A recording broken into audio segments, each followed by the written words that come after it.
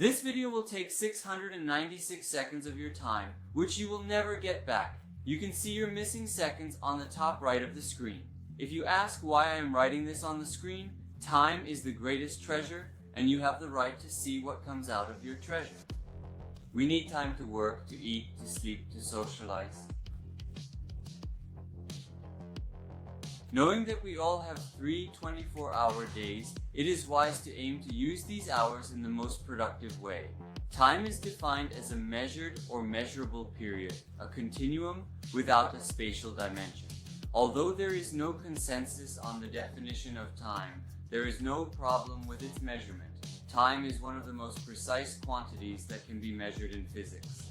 Again, there are mainly two independent scales used in the measurement of time: the atomic scale and the dynamical scale. The atomic scale is a type of clock that measures time by counting the resonance frequency of atoms. They are likely to be off by 1 second in 10 million years. The dynamic scale uses the gravitational motion of celestial bodies. These measurements resulted in lunar and solar calendars. I think we are all of us the most aware of the importance of time.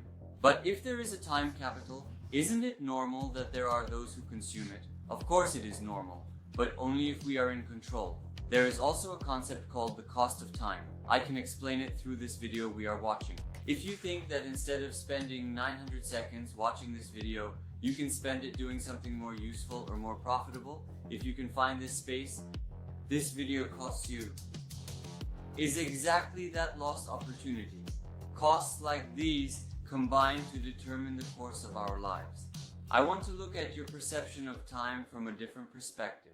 As you can see, we are running out of time. When we say that time is the greatest commodity, we are not making a simple analogy. Imagine an architect who has just graduated from university. Until he graduated, he gave a very serious part of his time capital to education.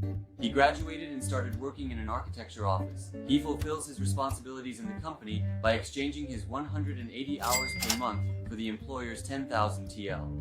Actually, after this exchange, every time he spends money, he spends his time in it. Does our architect need to buy a phone? 15,000 TL, 270 hours. Does he want to go on vacation? 10,000 TL, 180 hours. Does he dream of buying an entry-level search? He needs to spend 450,000 TL, 8,100 hours. Let's not forget that our architect's hours are melting every second, as you can see. Now get ready for a new character, because with him we will change our perspective a little more. Our new character is the owner of the architectural office where our architect works. Our boss has brought his company to a successful point by using the past time efficiently. Our boss is rich now, but he has already spent half of his total time to get to this point. This exchange has brought him to a new stage. It's called buy time. Our boss now aims to buy time by buying faster cars and flying in jets instead of scheduled airplanes. In fact, some luxuries are expensive because they buy us not only comfort, but also time. That is why bus tickets are cheaper than airplane tickets. It is time to scrutinize those who are chasing the moment to steal our time easing.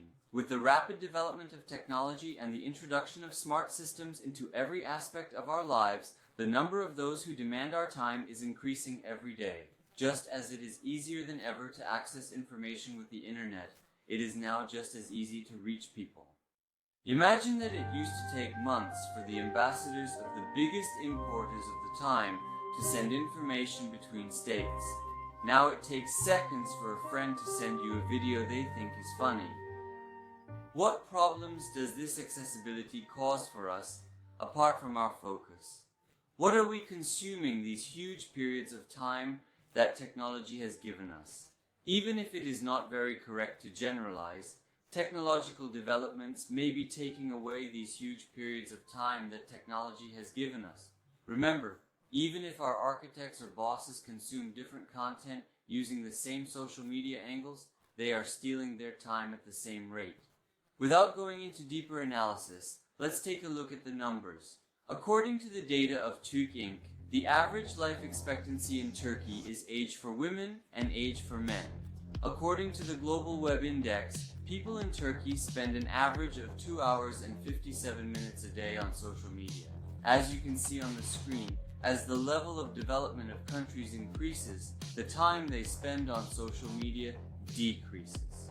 As Turkey, we spend 1 hour more on social media than the world average. Now let's make a short calculation with this data. I assume you still remember our architect, a 24-year-old recent graduate who had just started her first job in Istanbul. The retirement age for women in Turkey is 58. We assume that our architect loves her job and her dream is to retire from this company. She has to continue at this pace for 34 years. According to the Istanbul's Otoritmi 2017 report by Associate Professor Murat Yücelen, Dr. Serkan Gürsoy and Professor Okan Tuna, an Istanbulite spends an average of 2 hours in traffic. Our architect sleeps for 8 hours, gets up and goes to work, and when he finishes his 9-hour shift and wants to return home, he spends an average of 2 hours in traffic and uses social media for 3 hours during the day. In the current system, he spends 22 hours. Instead, he has only 2 hours left out of 24 hours. In these 2 hours, he has to take care of his family, ensure his personal development, eat and fulfill a few needs. When our architect, who has spent an average of 3 hours a day on social media for 34 years, retires, the time he will have spent is 37,230 hours. That is 4.2 years. We mentioned above that our architect has 8,003 hours to spend now for an entry segment car worth 450,000 TL. Of course, I'm not going to compare current values with future values, but I wanted to share it for a clearer picture. In 34 years, our architect will probably transfer 37,230 hours to these smoke companies. These smoke companies are the companies that owe their existence to the time they stole from us. The companies that own the software, hardware, or products that we poured our time into. In fact, social media applications and games, most of which are free, continue their lives by taking our most valuable time. We have just touched on the time-money equation. These smoke companies can make money either by showing us advertisements or by selling our user data that we create as a result of the time we spend in these applications. Huge amounts of time are collected and monetized by these smoke companies. What happens next? Let's take a brief look at the owners of these companies. The picture actually makes more sense when you realize that companies we think of as very different are actually connected to the same places at the top. The social media companies with the most active users according to Statista's data for the year 2022 are Facebook, YouTube, WhatsApp, Instagram, WeChat, and TikTok. Meta is the roofing company that owns Facebook, Instagram, and WhatsApp. YouTube is owned by Alphabet, which also owns Google. That leaves TikTok and WeChat. Since these are companies inside China, their capital structures are a bit different, so we can exclude them from the list. Let's first look at the fund management companies that hold the most shares of Meta. These are the 2 fund management companies that hold the most shares of Meta. Now let's look at the Alphabet company. Coincidentally, we see the same 2 companies. I also want to take a look at 2 popular movie and TV series websites that are not on this site, which we know as competitors: Disney and Netflix. From the outside, these 2 companies look like competitors, but again, the biggest shareholders of these 2 companies are these 2 smoke companies. Now, we have seen a little bit more clearly how it works. Let's see what we have seen so far in order to take a breather. We started with what time is and how it is measured. We touched on the exchange of time for money. We looked at what it means to buy time. And finally, we got to know the smoke companies that steal time. Now let's continue with the book Momo, which also led to the making of this video. Momo is a girl with curly red hair. She lives in an abandoned amphitheater in a small town. As the people get to know her, they love her and literally embrace her. Her best friend is a paint suit. Even though these 2 best friends have very different personalities, they love Momo very much. Things don't go so great, and the city is overrun by the smoke men who smoke. The men are easy to recognize. They wear a gray suit, a hat, and a cigarette in their mouths. The smoke men's livelihood is the time they steal from people and the cigarette in their mouths.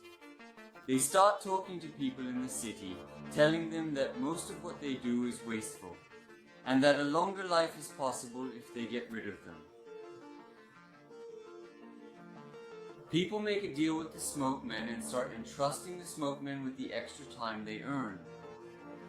One by one, the smokeman system begins to swallow everyone, from the big to the small. Momo wakes up to the situation. He is helped along the way by his turtle and someone who distributes all the time. As a result of this war that started for the sake of saving time, Momo loses even his closest friends to the smokemen in this process. Momo struggles with his turtle. Who knows what will happen in just 30 minutes? Although the book Momo was written in 1973, you feel as if it was finished last week.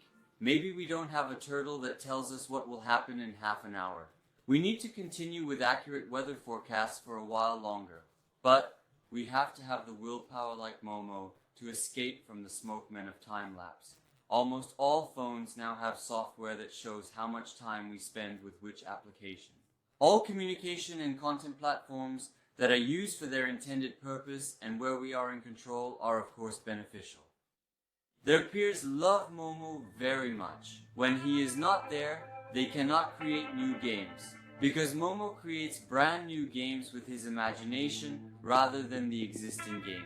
When the smokemen steal children's time with soulless toys, all children miss the games Momo produces. The line between being Momo and giving into the smokemen is as clear as the line between producing content and consuming content. Remember that time makes good use of those who do not use their time well.